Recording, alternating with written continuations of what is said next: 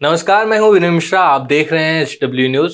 साल भर के करीब केंद्र के 3 कृषि कानूनों के खिलाफ प्रदर्शन कर रहे किसानों को आज भांगड़ा पाने, नाचने गाने का मौका मिला। मौका इसलिए मिला क्योंकि प्रधानमंत्री मोदी ने आज सुबह देश को संबोधित किया और ऐलान किया कि सरकार आने वाले संसद के शीतकालीन सत्र के दौरान 3 कृषि कानूनों को वापस ले लेगी।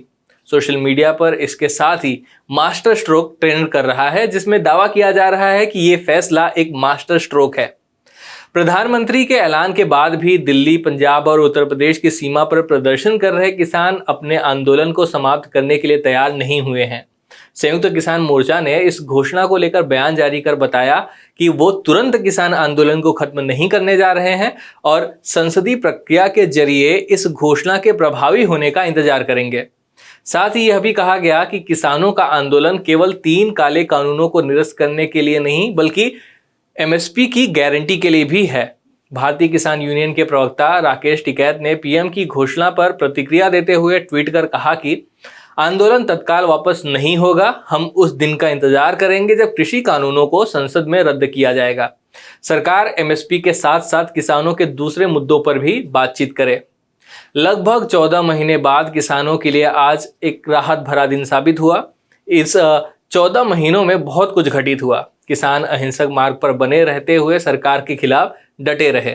कई किसानों के बलिदान के बाद आज सरकार अपने अड़ियल रवैये से पीछे हटी है, लेकिन इस बात की कोई गारंटी नहीं है कि सरकार को झुकाने वाले किसानों को आने वाले सालों में इस बात का श्रेय मिलता रहेगा। कुछ महाविद्वानों द्वारा जिन्हें व्हाट्सएप यूनिवर्सिटी से डिग्री मिली होगी, वे इस U-टर्न को मोदी सरकार द्वारा किसानों को दिया गया भीख भी बता सकते हैं। किसानों के लिए यह राह आसान नहीं रही।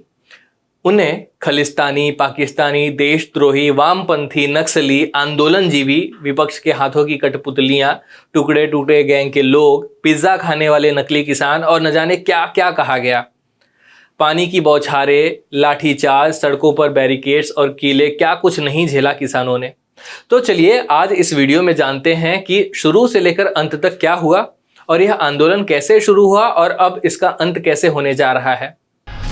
5 जून 2020 ही वह तारीख है जब भारत सरकार ने 3 कृषि विधेयकों को संसद के पटल पर रखा था। 14 सितंबर को संसद में अध्यादेश के रूप में उन्हें पेश किया गया। 17 सितंबर को अध्यादेश को लोकसभा में पारित किया गया। 3 दिन बाद 20 सितंबर को राज्यसभा में भी यह ध्वनि मत से पारित हो गया। याद रखिए, बिल पास हो गया, अभी राष्ट्रपति ने इसे लागू करने के लिए इस पर हस्ताक्षर नहीं किए हैं। इसी बीच 24 सितंबर से पंजाब के किसानों ने 3 दिन के लिए रेल रोको आंदोलन शुरू किया। 25 सितंबर को देश भर के किसानों ने अखिल भारतीय किसान संघर्ष समन्वय समिति के बैनर तले प्रदर्शन करना शुरू कर दिया।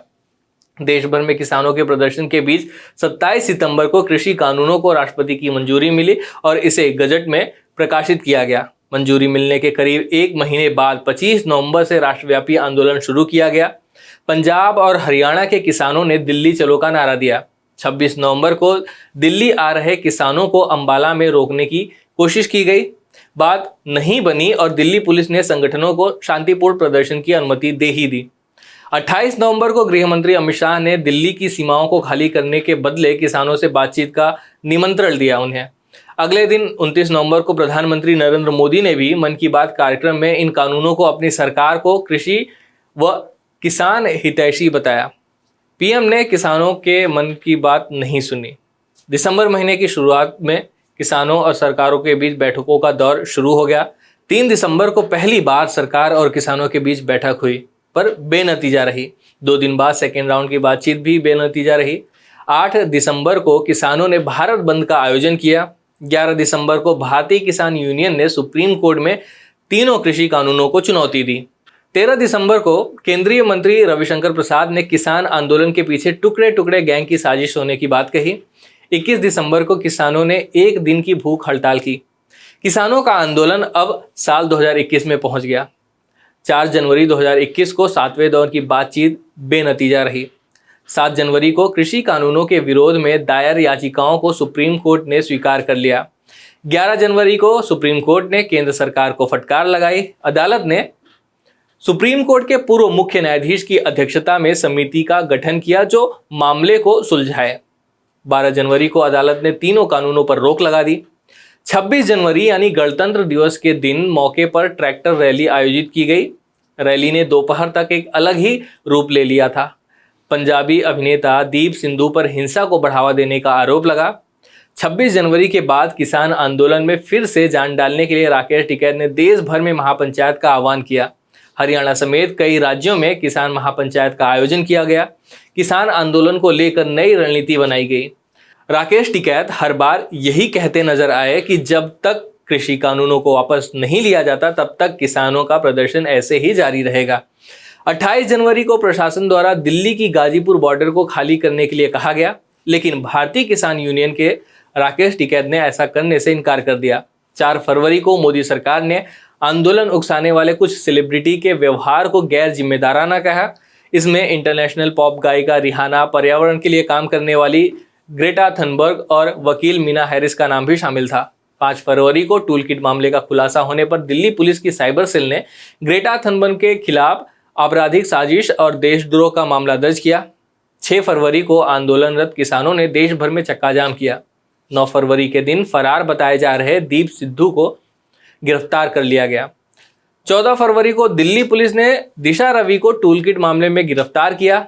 18 फरवरी को संयुक्त किसान मोर्चा ने राष्ट्रव्यापी रेल रोको आंदोलन किया। 23 फरवरी को दिल्ली के सत्र न्यायालय ने दिशा रवि को जमानत दे दी। 6 मार्च 2021 को दिल्ली बॉर्डर पर चल रहे किसान आंदोलन के 100 दिन पूरे हुए। जुलाई महीने में लगभग 200 आंदोलनकारी किसानों ने किसान संसद का आयोजन कर मानसून सत्र की बैठक की। 7 अगस्त को 14 विपक्षी दलों के नेताओं ने संसद भवन में बैठक की और जंतर मंतर पर किसान संसद में पहुंचने का फैसला किया। इसमें राहुल गांधी समेत कई नेता शामिल थे। 28 अगस्त को करनाल में किसानों के प्रदर्शन को पुलिस ने रोका और उन्हें खदेड़ा। किसानों पर तथाकथित रूप से लाठीचार्ज भी किया गया और आईएएस अधिकारी आयुष सिन्हा के खिलाफ निलंबन की मांग की गई। 5 सितंबर को पश्चिमी यूपी के मुजफ्फरनगर में किसानों ने महापंचायत बुलाई और आगामी यूपी चुनावों में बीजेपी के खिलाफ अभियान चलाने का फैसला किया। 3 अक्टूबर को उत्तर प्रदेश के लखीमपुर खीरी में प्रदर्शनकारी किसानों पर गाड़ी चढ़ा दी गई। इसके बाद भड़की हिंसा में 4 लोगों की मौत हुई। इस पूरी घटना में 8 लोगों ने जान गंवाई। इस मामले में केंद्रीय मंत्री अजय मिश्रा के बेटे आशीष मिश्रा को गिरफ्तार कर कानूनी हिरासत में भेजा गया है। 19 नवंबर यानी आज के दिन तीनों कृषि कानूनों, जिन्हें किसान काला कानून कह रहे थे, उन्हें वापस लिए जाने की घोषणा की गई।